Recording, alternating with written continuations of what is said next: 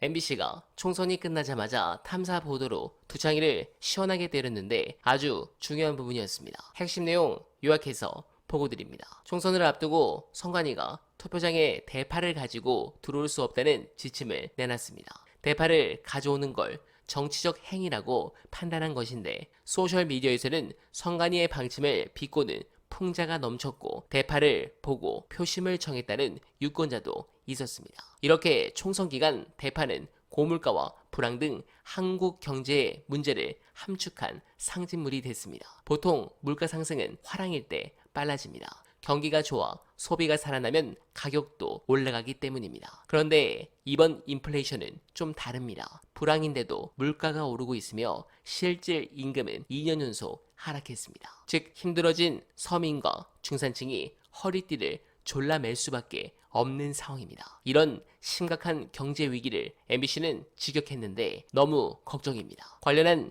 중요한 영상 보시고 이어가 보겠습니다. 대통령이 법치주의를 완전 짓밟고 있죠. 범죄 혐의가 아무리 뚜렷해도 자기 편은 수사를 못하게 해요. 안 하고. 국회에서 특검법을 의결해서 보내도 다 거부권 행사를 하고 있고요. 그 다음에 이 의견을 전할 방법이 없으니까 대통령이 참석한 어떤 행사에서 말을 하려고 그러면 입틀막해서 끌어내죠. 이거는 윤석열 대통령이 독재자다 이렇게 말하는 건 아니에요. 우리나라 민주공화국이고 대통령은 정통성 있는 절차를 거쳐서 적법하게 뽑힌 사람인데 이분이 하는 행위 양식은 그 봉건 시대 왕이나 혹은 독재 정권의 권력자가 하는 거랑 거의 비슷합니다. 그래서 이런 요소들이 모두 합쳐져서 지금 저기 반영되는 거기 때문에 지금 국민들, 일반 시민들의 생각, 그들의 삶, 그들의 고민, 그들의 아우성 이런 것들이 일체 접수되지 않아요. 그러니까 국민들이 잘못했다고 생각하는 모든 것을 자기의 공로로 여기고 있어요. 그리고 왜 국정수행 지지율이 35대 60으로 이렇게 1년 받는 게 고정되어 있는 데 대한 고민이 한 개도 없습니다. 그냥 이 좌파들의 선동에 24시간 정부를 공격하기만 하는 언론의 공격에 시민들이 선동당해서 그렇다고 생각하는 거예요. 그러니까 이게 대통령이 지금 자기만의 가상현실 속에 살면서 극우 유튜버들이 하는 조언을 받아들이고 있다는 소문이 파다하고 어저께 한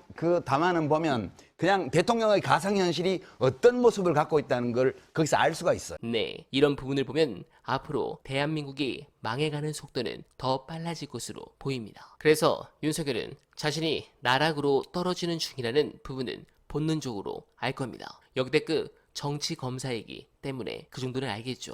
유일한 길 이재명 대표를 사법적으로 날리는 거 이거 하나만 지금 믿고 있을 겁니다. 그러나 그 부분이 저는 반대로 굉장히 걱정입니다. 2018년 브라질 노동자당의 유력한 대통령 후보로 지지율 1위를 달리던 룰라가 뇌물수수 혐의로 투옥됩니다. 결국 대통령 선거에서 극우파 보우소나루가 당선됐습니다. 그러나 2021년 브라질 대법원은 룰라에게 무죄를 선고했고 2022년 룰라는 다시 대통령에 당선됐습니다. 하지만 브라질은 보우소나루 집권 4년간 망가질 대로 망가졌습니다. 2018년 브라질 대통령 선거를 법조, 언론 카르텔에 의한 연성 쿠데타라고 하는 이유입니다. 현재 그 일이 우리나라에서도 일어났고 이번 총선에서 야권이 압도적 다수 의석을 차지했지만 제가 불안한 이유가 여기에 있습니다. 이런 골 때리는 조치가 과연 어디서 일어났을까요?